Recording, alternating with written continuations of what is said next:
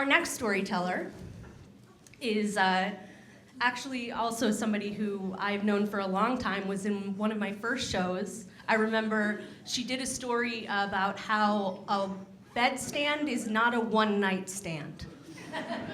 She's a dazzling playwright, poet. She just has a new book out. I'll tell you about that later. But for right now, just get ready for Barrie Cole.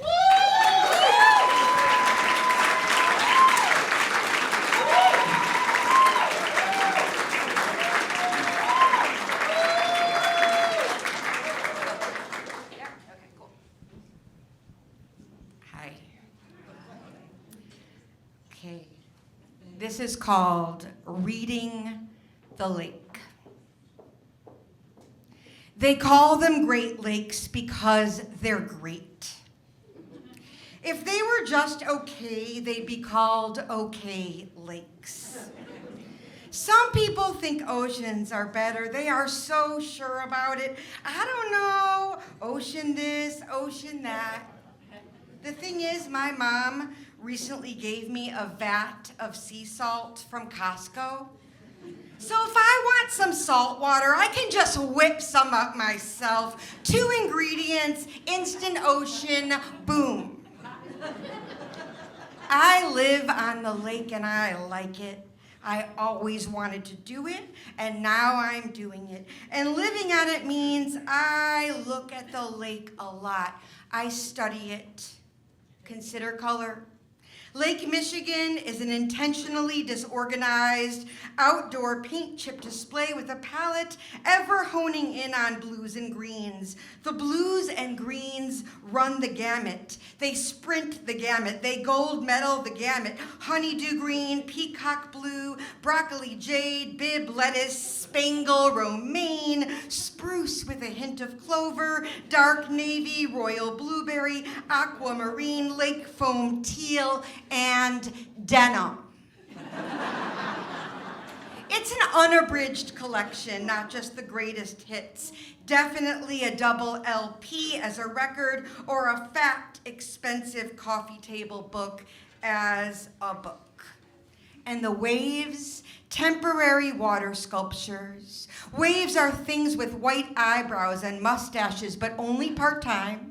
Waves refinish the sand in high-gloss glittery. Waves are the origami of water. Some waves are exhausted from their jobs as waves, and so they sprawl out, then collapse.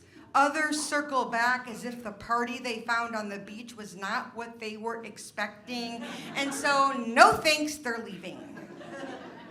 The lake is generous. I'd call her a bequeather. She reminds me of my late Grandma Roz, her ample bosom spilling out and out while a blue house dress flaps around her.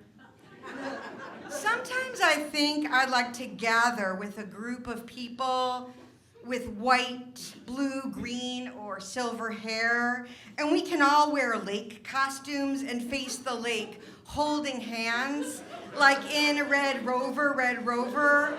Only this will be blue, green, silver, Rover.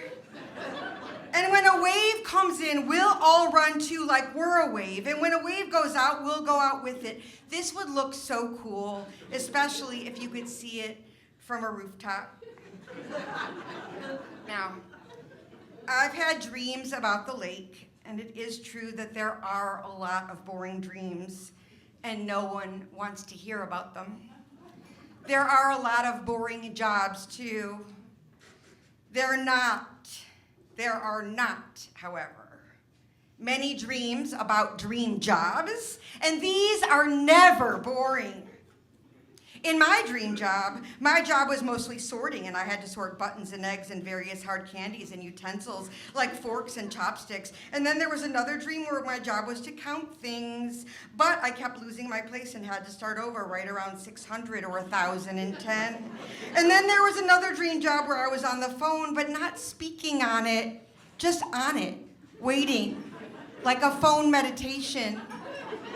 And my favorite dream job was assembling mushrooms because the mushrooms had various textures and sizes and colors, and none of them were poisonous. And my whole job was simply attaching the stems to the caps. And it didn't matter if the right stem went with the right cap or not. And so I found myself just trying out all kinds of intriguing mushroom combinations. And my boss at that job was myself. Because I asked the woman who seemed to be in charge if I was doing my job correctly, and she said, "How am I supposed to know? You're the boss."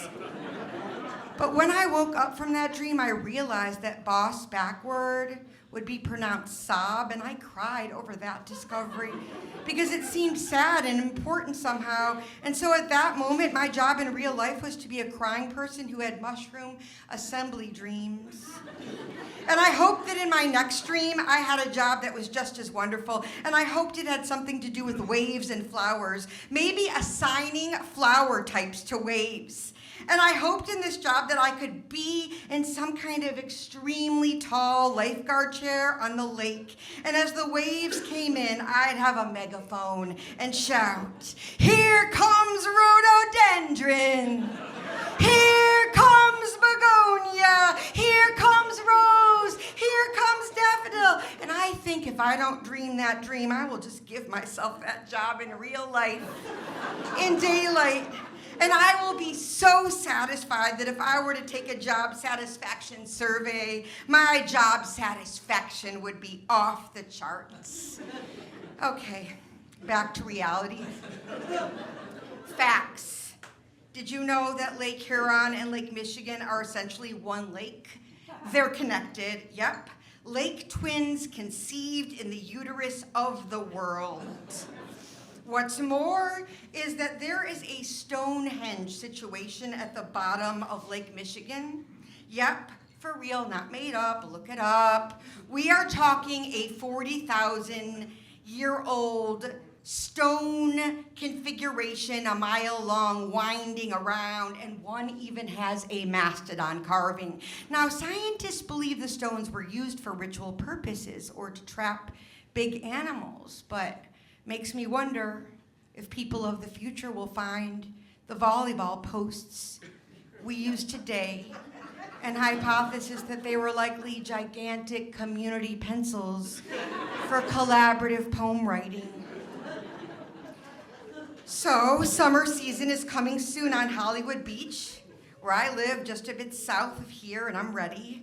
The garbage can couples have already been placed on the sand and are filling up on cans and wrappers.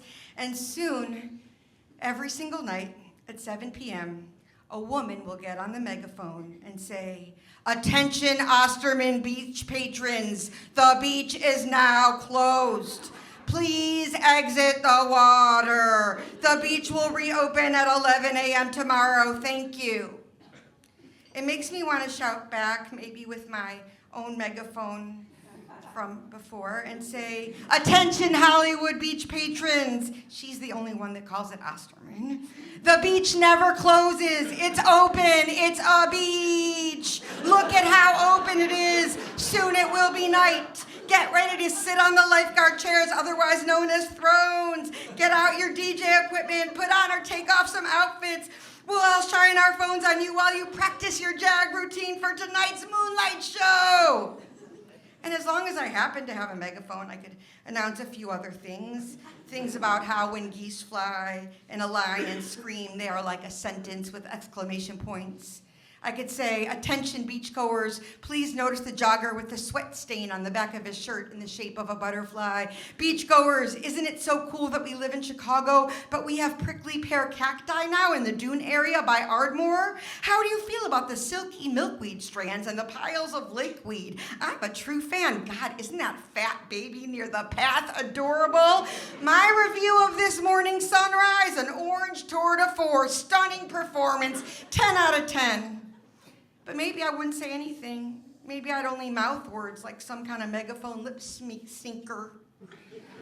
Also, there is a piece of driftwood down by the lake right now, and it is almost as large as a park bench. Less driftwood, more drift tree, really. I wish I could speak because I have a lot of questions, such as, how was it to have your roots torn from you? How were you able to let go and let go and let go and let go, or did you? Do you relate to the giving tree? If so, are you bitter? Is your real name Smooth Supermodel Startle Soft Velvet Skin because it seems like it could be? Did you like being buffed with the buffing cloths of the Great Lakes? How did you feel being rolled and kneaded by invisible massage therapists who somersaulted and worked you over and over, properly exfoliating you, then rocked you in their spectrum of dimples and cradles? I want you to know this. When I look out my window, I see grass, then sand, then water. That's the sequence. And sometimes I wish I could just braid everything together. I'd divide each section into 3 equal parts and cross the water over the sand, and then the grass over the water, and the sand over the grass, each having turn after turn in the middle until I reached the end. Thank you.